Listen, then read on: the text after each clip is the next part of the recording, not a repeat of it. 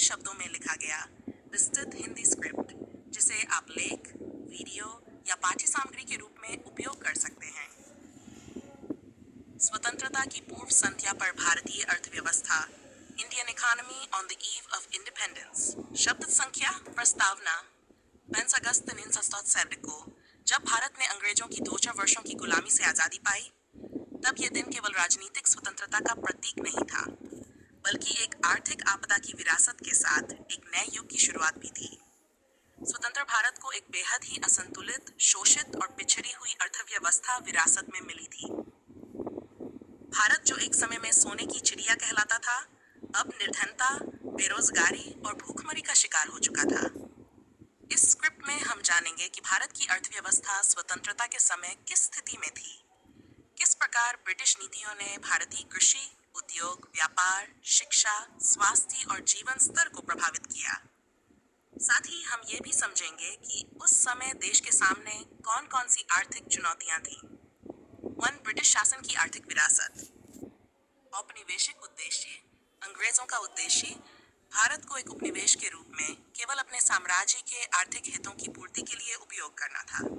उन्होंने भारत को कच्चे माल के स्रोत और अपने तैयार माल के बाजार के रूप में इस्तेमाल किया। बी. शोषण की नीति। भारी कराधान, व्यापार में असमानता, भारतीय उद्योगों को खत्म कर ब्रिटिश सामान का वर्चस्व, इससे भारत की आर्थिक संरचना टूट गई और आत्मनिर्भरता समाप्त हो गई। 2. कृषि की स्थिति। ए. पारंपरिक और अविकसित कृषि। भारत में कृषि का मुख्य आधार मानसून था। सिंचाई की आधुनिक व्यवस्था नहीं थी और तकनीक का अभाव था। बी. जमींदारी व्यवस्था। ब्रिटिशों ने स्थायी बंदोबस्त जैसी व्यवस्थाओं के माध्यम से जमींदारों को बढ़ावा दिया, जिससे किसानों का भारी शोषण हुआ। किसान अत्यधिक करों से दबे हुए थे और कर्ज के बोझ तले जीवन जीते थे। सी. खाद्य संकट और अकाल। -3 का बंगाल अकाल, अनुमानतः 33 लाख लोग भूख से मरे। खाद्य उत्पादन पर ब्रिटिशों ने ध्यान नहीं दिया, केवल नकदी फसलों जैसे नील, कपास, अफीम पर जोर दिया। 3. उद्योगों की स्थिति। पारंपरिक कुटीर उद्योगों का पतन। ब्रिटिश मशीन से बने माल के भारतीय हस्तशिल्प और कुटीर उद्योग टिक नहीं पाए। लाखों कारीगर बेरोजगार हो गए। बी. आधुनिक उद्योगों की धीमी प्रगति। भारत उद्योगों की शुरुआत एनसीडी के बाद हुई, लेकिन बहुत सीमित रही। ब्रिटिश सरकार ने भारतीय उद्योगपतियों को प्रोत्साहन नहीं दिया। एंचाइनो तक केवल कुछ सीमित क्षेत्र जैसे कपड़ा उद्योग, बॉम्बे, अहमदाबाद, जूट बंगाल, इस्पात, टिस्को, नैन सेट आदि ही विकसित हो पाए। व्यापार विदेशी व्यापार पर ब्रिटिश नियंत्रण।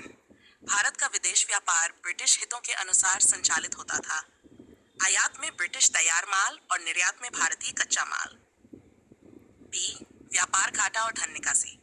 ब्रिटिशों ने ड्रेन ऑफ वेल्थ, धन निकासी की नीति अपनाई। भारत से बिना कोई प्रतिफल दिए संपत्ति इंग्लैंड भेजी जाती रही।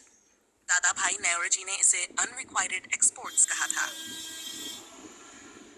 आधारभूत संरचना की स्थिति। रेलवे और संचार। रेलवे, पोस्ट और टेलीग्राफ का विकास हुआ, लेकिन केवल प्रशासनिक व सैन्य हितों के लिए। भारत का इंफ्रास्ट्रक्चर अंग्रेजों की सुविधा के लिए था, न कि देश के विकास के लिए। बी. सड़क और बिजली। ग्रामीण भारत में सड़कें और बिजली नगण्य थीं। उद्योगों को बिजली की आपूर्ति भी सीमित थी। 6. रोजगार और जनसंख्या। ए. बेरोजगारी और आधा रोजगार। ग्रामीण क्षेत्रों में अर्ध रोजगारी फैली हुई थी। उद्योगों में सीमित रोजगार के अवसर थे। जनसंख्या विस्फोट। जनसंख्या निरंतर बढ़ रही थी, लेकिन संसाधनों का विकास नहीं हो रहा था। स्वास्थ्य सेवाओं के अभाव में मृत्यु दर अधिक थी। जे. सामाजिक सूचकांक और जीवन स्तर। ए. शिक्षा। 1947 तक साक्षरता दर केवल 60% थी।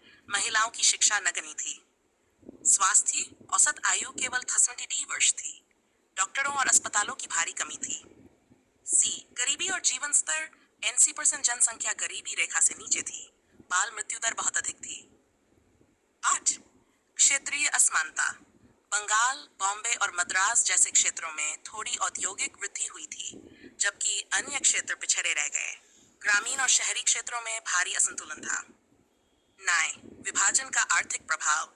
1947 में भारत पाकिस्तान विभाजन ने भारत की अर्थव्यवस्था को और भी गहरे संकट में डाल दिया।